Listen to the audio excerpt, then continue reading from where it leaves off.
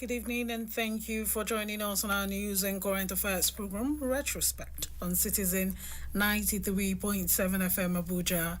Retrospect is a complete package of all the major news headlines that went out during the outgone week.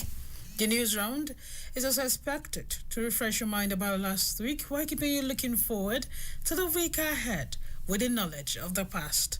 My name is Esther Nwosu. Thank you for joining us. We'll be right back after this break. Don't go away.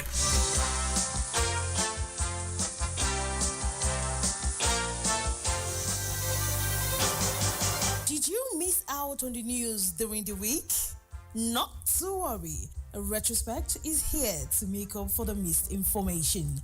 Retrospect is a complete package of all the major news headlines that made the airwaves from Sunday to Saturday. Join me, Esther Nwosu, on the program Retrospect on Citizen 93.7 FM Abuja every Sunday at 6 p.m. Retrospect. We keep you informed.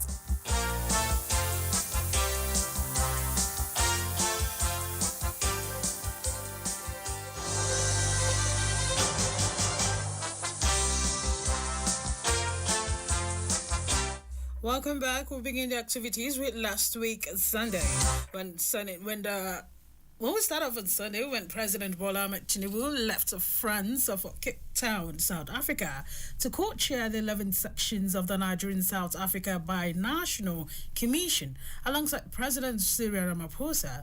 The presidential BNC was preceded by ministerial meeting at South African Parliament building in Cape Town. Still on Sunday, the All Progressive Congress congratulated its National Secretary, Senator Surujadeen Ajibola Basiru, on his recent nomination for conferment of prestigious Islamic chieftaincy title as Suwaju Muslimi of Osun State by the League of Imams and Affairs of Osun State. The party said his nomination for this prestigious Islamic chieftaincy title is attestations of his solid commitment to Islamic values and virtues, visionary and exemplary leadership, a long-standing dedication to community development. It is yet another call to service that builds on his track record of public services as a legal imam. The federal lawmaker, serving as chairman of the Senate Committee on Media and Public Affairs in the Ninth Senate, among other membership of eminent committees of the National Assembly.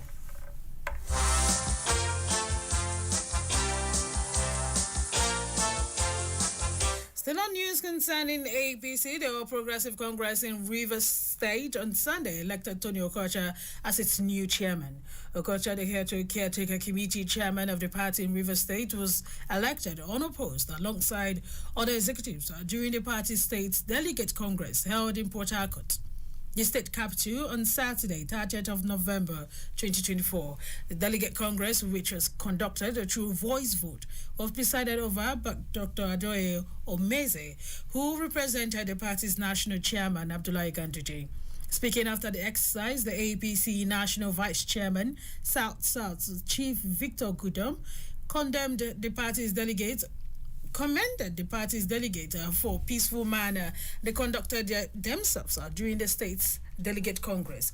Gedom stated that the peaceful conduct of the state's delegate congress demonstrated the fact that APC River State is one united and indivisible party, calling up party members to support the new executive in order to move the party forward.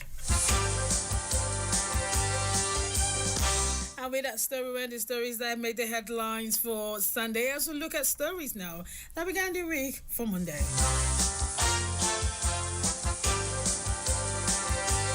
The 11th sections of the Nigerian South Africa Binational Commission commenced on Monday with ministerial meeting in Cape Town, South Africa.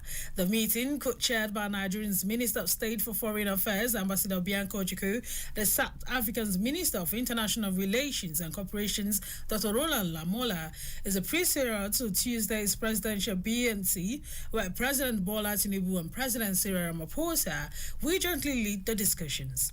Nigerian delegation to the ministerial meeting includes the Minister of State, Defense, Women Affairs, Industrial Trade and Investment, Agriculture and Food Security, Communication, Innovation and Digital Economy, Alongside the Controller General of the Nigerian Immigration Service, they were joined by their South African counterpart and senior government officials from both nations.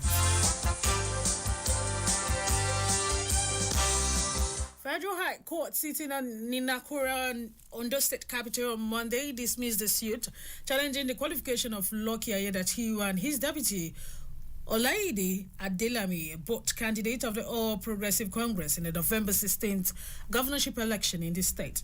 The suit was filed by the candidates of the People's Democratic Party in the election, Agbola Ajayi, through his legal counsel, Emundoka. Delivering his judgment, the presiding judge, Justice Toyin Bolaji Adegoke, declared that the plaintiff lacked local standing to file the suit. She stated that the case filed by Ajayi and his party, the PDP, was statutory bound, being filed outside the 14 days required by the Electoral Act. Justice Adegoke ruled that the court lacked jurisdiction to hear the suit, having filed through originating summons instead of the right of summons.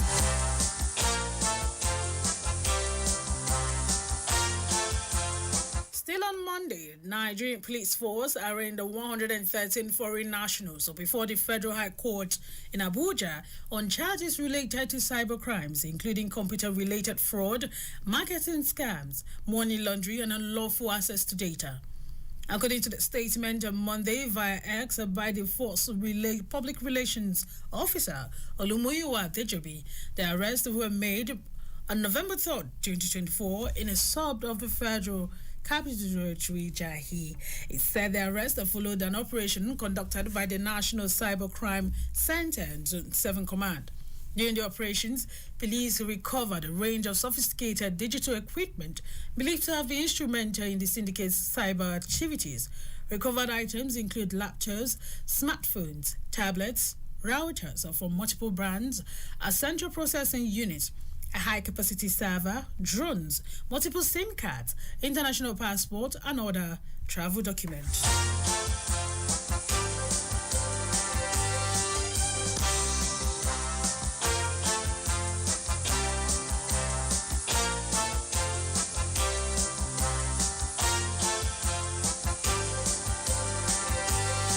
Away from that, Inspector General of Police Kayode Boterku still on Monday ordered an investigation into allegations of the Nigerian Police Force culpability in the death and arrest of protesters during the August End Bad Governance nationwide protest. Amnesty had, in a briefing published a few days ago, accused MPF of using excessive force against protesters during the nationwide #End Bad Governance demonstration between 1st to 10th August, killing at least 24 people in the states of Borno, Kaduna, Kano, Katsina, Jigawa, and Niger states. In a briefing titled Bloody August Nigerian Government Violence Crackdown on #End Bad Governance protesters, Amnesty said those killed include 20 young people, an older person, and 2 children.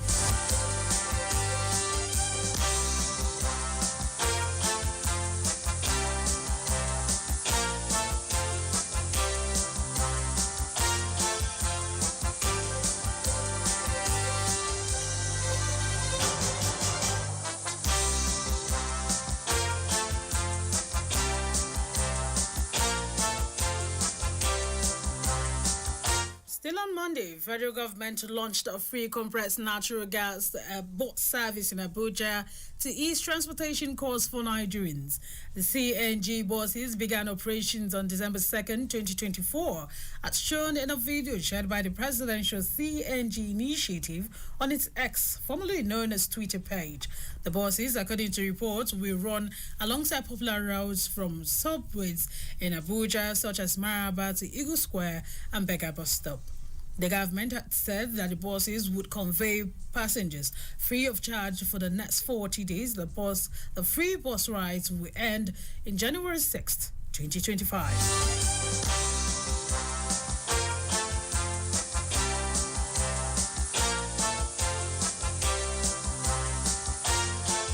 Tension Group resident early Monday morning as a fire broke out at a market in the popular Trademore Estate located along Umaru Musa Yaradua Airport Road in Abuja.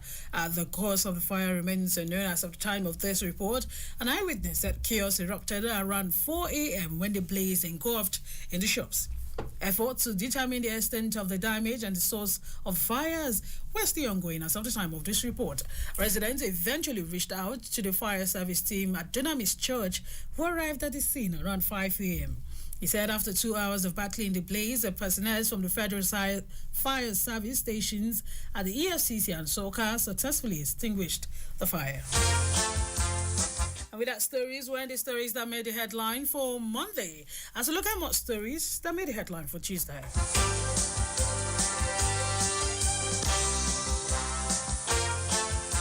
The Senate on Tuesday, December 24th, has passed the 2025-2027 medium-term expenditure framework and a fiscal strategy paper. The Senate also approved this expenditure framework with a total spending of 47.9 trillion naira for 2024 and a new borrowing plan of 9.22 trillion naira, which constitute both domestic and foreign borrowings. The resolution of the Senate followed its consolidations of the 2025-2027 MTEF/FXP report presented by the chairman of the Senate Committee on Finance, Senator Sani Musa, during plenary. The report is a projections of a 3-year spending plan of the federal government. The nation's budget is predicted on an approved framework. Lawmakers approved the framework with an exchange rate of 1,400 naira to a dollar and adopted the oil price benchmark of $75, $76.2 and $75.3 per barrel for years 2025, 2026 and 2027 respectively. Meanwhile, the Senate on Tuesday confirmed the appointment of Lieutenant General Lufumi Oluide as the substantive Chief of Army. The confirmation followed the adoption of the Committee on the Army's report on Oluide's screening at the plenary on Tuesday, December 3rd, 2024. The report was presented by the chairman of the Senate Committee on the Army, Senator Abdulaziz Yaradua. Yadwa said the committee was impressed with the high level of understanding, achievement and excellence stated in the credentials of the nominee. Lieutenant General Luidi was appointed to act as the Chief of Army Staff following the illness and subsequent death of late Lieutenant General Tarut Abiodun Labaja. Still on Tuesday, House of Representatives urged the Ministry of Marine and Blue Economy and the Ministry of Transportation to conduct a thorough investigation into the recent boat mishaps in Nigeria. This is equal to a motion of urgent national importance of drawing attention to the recent boat mishap in Kogi State involving over 160 passengers. With only 24 rescued, approximately 54 confirmed death, and unknown numbers are still unaccounted for.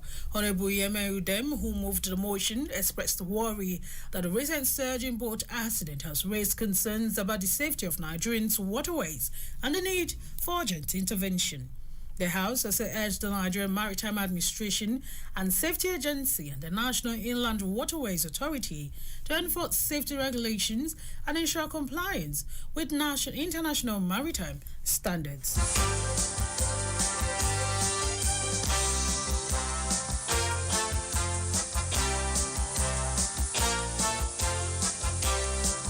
The Petroleum and Natural Gas Senior Staff Association of Nigeria on Tuesday confirmed that Port Harcourt refineries with a production capacity of 60,000 barrels per day is operational and currently producing various refined petroleum products, including diesels, kerosene, and petrol. This update was provided by PASGAN's National President Festus Sifo during the association's National Executive Council's meeting held on Tuesday in Abuja, despite any doubt about the refinery's operation. Despite the refinery's much anticipated commencement of productions, there has been a considerable debate over its functionality.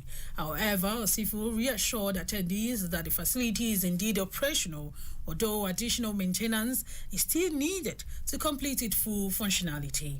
Osifo also clarified that the refinery's operation would not lead to reductions in petrol prices, highlighting that the current value of naira against foreign currencies plays a significant role in determining the price of refined products.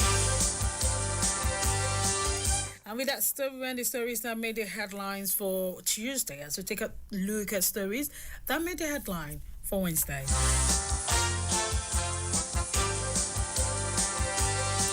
Wednesday, the Senate leadership directed the Committee on Finance to suspend further actions on the proposed tax bill pending the outcome of its high-level meeting with the Attorney General of the Federation.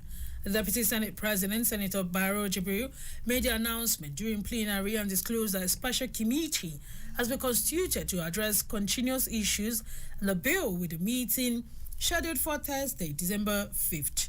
The discussions and decisions follows a series of deliberations by lawmakers aimed at resolving disagreement over key provisions in the proposed legislations. The continuous areas that sparked debates among stakeholders in the last couple of days. In addition, the Senate leadership announced plans to convene a special meeting to be held at the National Assembly and chaired by the minority leader to address all areas of disagreement. The meeting is expected to serve as a platform for lawmakers to harmonize their positions and ensure that the bill aligns with national priorities while addressing stakeholders' concerns.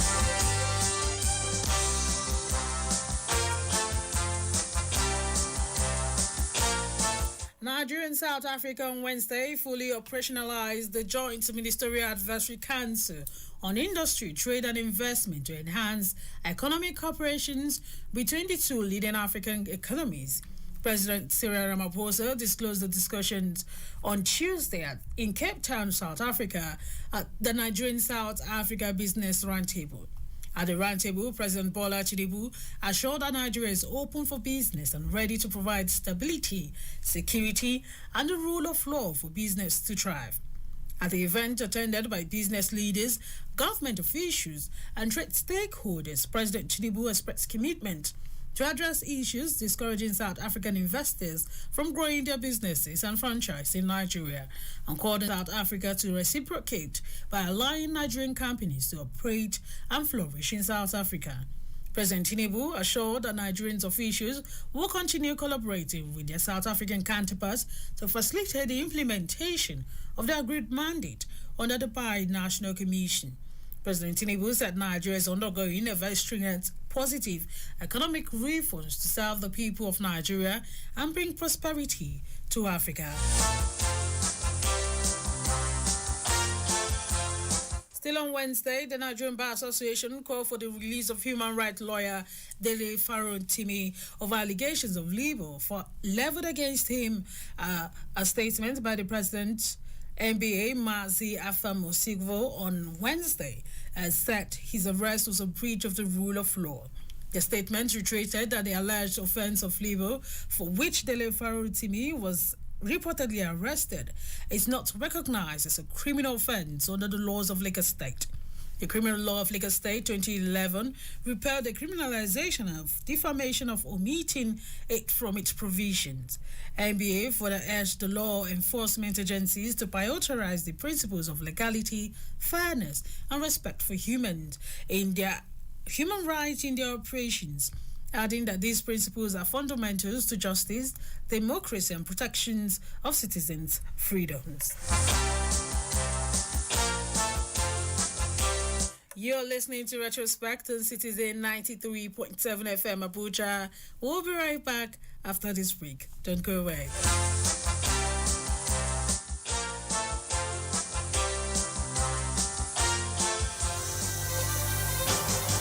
Did you miss out on the news during the week?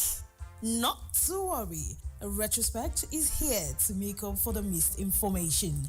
Retrospect is a complete package of all the major news headlines that made the airwaves from Sunday to Saturday. Join me, Esther Musu, on the program Retrospect on Citizen 93.7 FM Abuja every Sunday at 6 p.m. Retrospect. We keep you informed.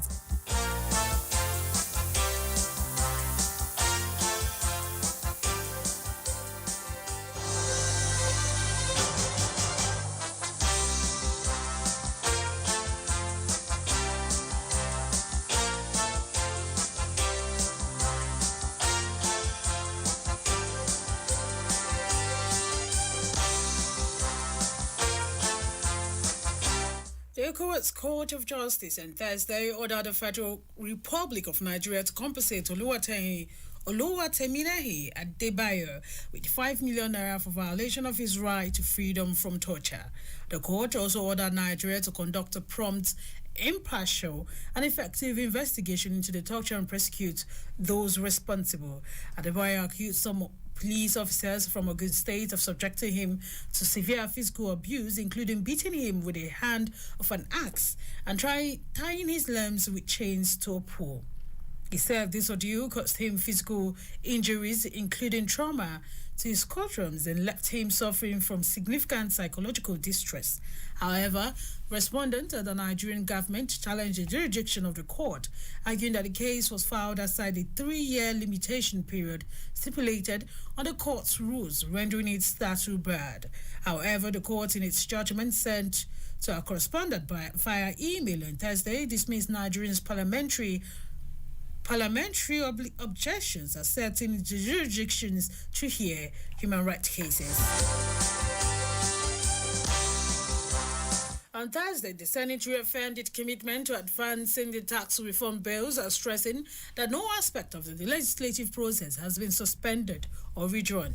Senate President Senator Godswill Akpabio stated this during plenary on Thursday that the upper chamber remains focused on its mandate to represent Nigerians' interests and will not be intimidated by external pressures.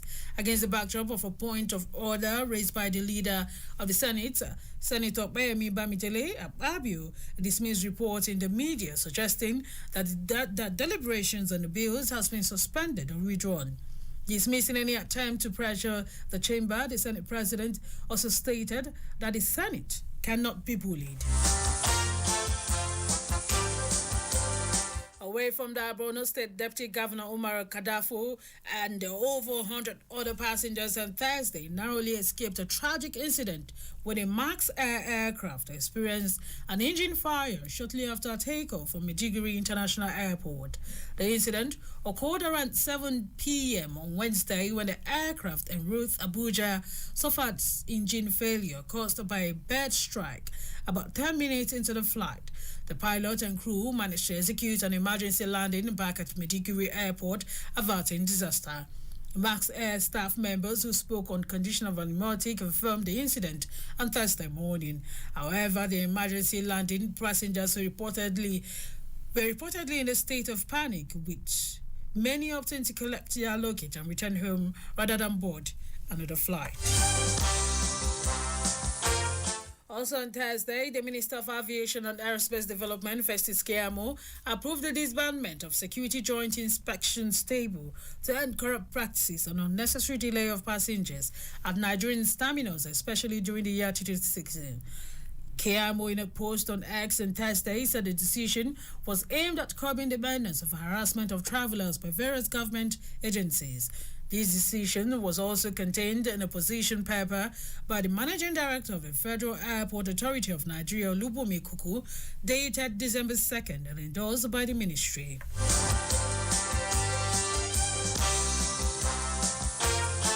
Honorable Abike Dabriarewa, Chairman CEO, Nigerians in Diaspora Commission, on Thursday called on Nigerian Medical Association to foster a conducive medical ecosystem for collaborating between medical practitioners and Nigerians and their counterparts in the diaspora. This appeal was made during a high-level meeting between NITCOM's management and NMA executives at NITCOM's headquarters in Abuja.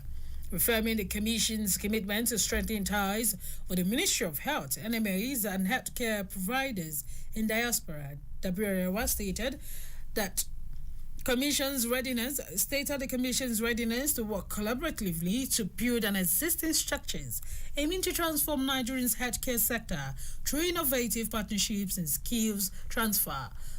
Meanwhile, Professor Bola M. Awudu, president of Nigerian Medical Association, expressed profound appreciation for NITCOM's warm receptions and lauded the Commission's strides in engaging Nigerians in diaspora.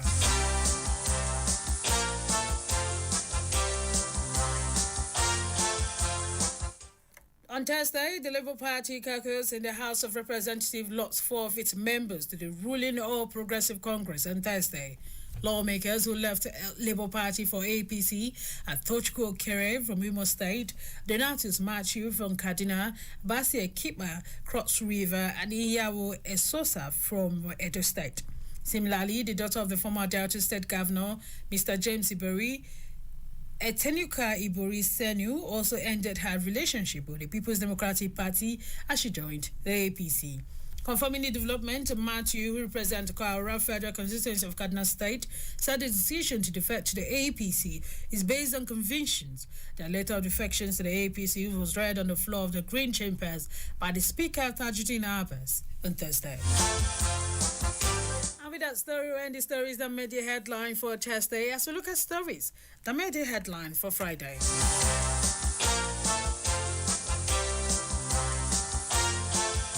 Chief of Defense Staff General Christopher Musa on Friday stressed that military actions alone cannot achieve national security in Nigeria. According to him, military actions is only just 30% of what is needed to attain national security, while the remaining 70% depends on political and socio-economic interventions.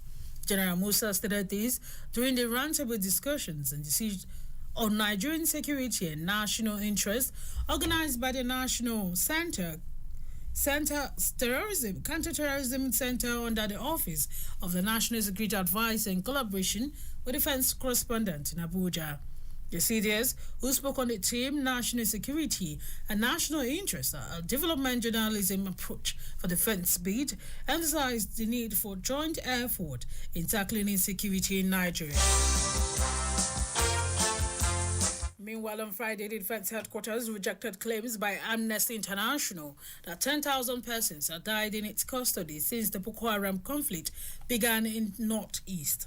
The International Human Rights Organization's country director, Issa Sanusi, at a briefing in Maiduguri, accused Boko Haram and the military of many abuses. Reacting at the defense headquarters in a statement by the Director of Defense Media Operations, Major General Edward Buba, on Friday, describes the amnesty allegation as spurious, shocking, and lacking in merit. He also invited the organization over to its office to substantiate its allegations. On Friday, Ebonyi State lost 23 persons to Lassa fever disease.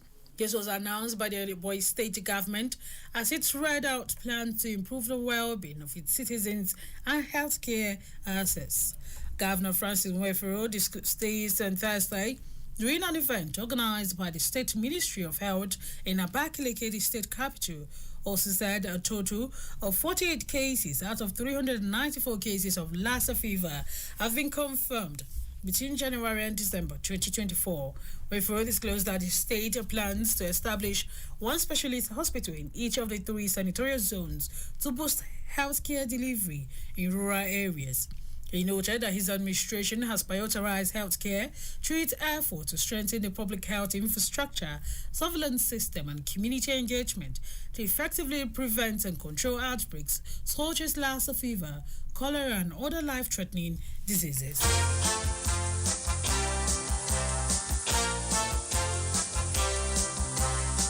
Nigerians in Diaspora Commission on Friday said it treated over 1,000 petitions from Nigerians in diaspora in the last 5 years, ranging from emergency, strandedness, consular, trafficking, and deportation issues, as well as increase in diaspora investment in the country.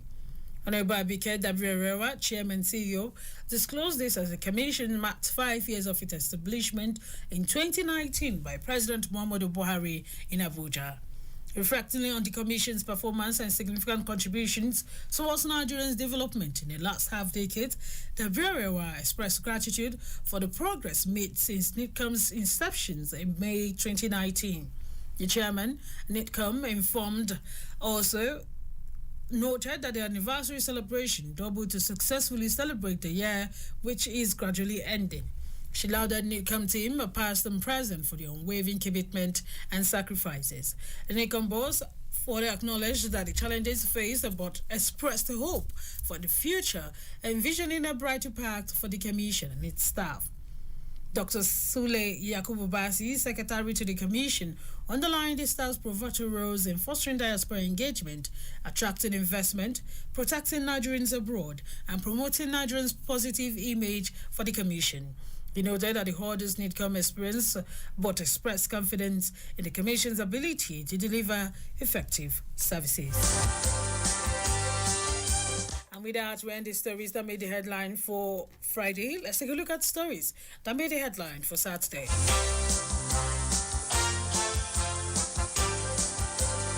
Federal government on Saturday declared that both public and private healthcare facilities nationwide must attend to victims of gunshot with or without police clearance.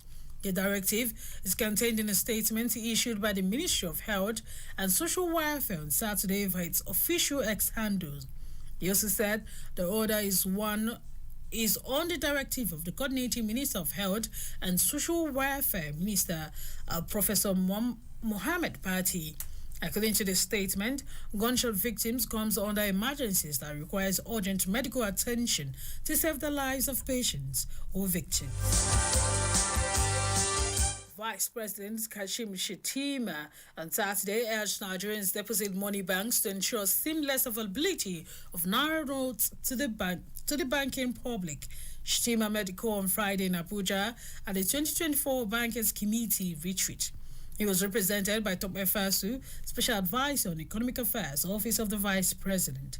He urged the committee to address some unwholesome practices by some point of sales POS agents, which imbibed the availability of cash. According to him, the scarcity of cash is constituting an impediment to financial inclusion. National Human Rights Commission on Saturday demanded justice and accountability for civilian victims who were allegedly killed by operatives of the Nigerian Army in a Basri community in Borno State. A member of the NHRC's Governing Council, Kemi Okunyede, made the demand that the presentation of a report from the investigative panel on human rights violations in counter-insurgency operations in the northeast to the Army. The report had indicated the military of forced systematic abortions administered on women, but indicted them of intentionally killing civilians in a Basri community. Okiedo is demanding that those affected be compensated. Meantime, Nigerian Supreme Council for Islamic Affairs on Saturday advised political leaders to diffuse tensions and end polarizations over the tax reform bills, describing the raging dispute over the proposed laws as unnecessary and unwarranted. The NSCIA gave the advice at the end of its 10th meeting of the Expanded General Purpose Committee, where the National Security Advisor, Nuhu Ribado, led a government delegation to brief the Muslim leaders on the controversial bills and other issues. The meeting was convened by its President General of the Council and Sultan of Sokoto, Said Abubakar, at the National Mosque in Abuja. In a communique signed by its Secretary General Salisu Sule, the group called for trust building, extensive consultation, and matured and genuine dialogue on the tax reform bills. The Council urged governments across the three tiers to prioritize food security and education to safeguard the immediate and ultimate well-being of the citizens. Meanwhile, the meeting commended the federal government and traditional religious leaders for decreasing communal clashes across the country. The Council further encouraged Muslims to harness economic opportunities to boost their financial independence and explore innovative ways of empowering the youth. The Council further resolved to educate the Muslim Ummah on the need to standardize the informal sector of the Nigerian economy so that the sector's huge contribution to the economy would be appreciated and acknowledged in planning. And with that, that's a package for today on the program Retrospect on Citizen 93.7 FM Abuja. You can follow us on our social media handles on Facebook at Citizen FM Abuja, on Instagram at Citizen FM 937, on Twitter, now known as X, at Citizen FM 937. You can also check us out on our website on citizenfm.ng. Let's make it a date, same time next week on Retrospect. I am Esther Wosu. Bye for now.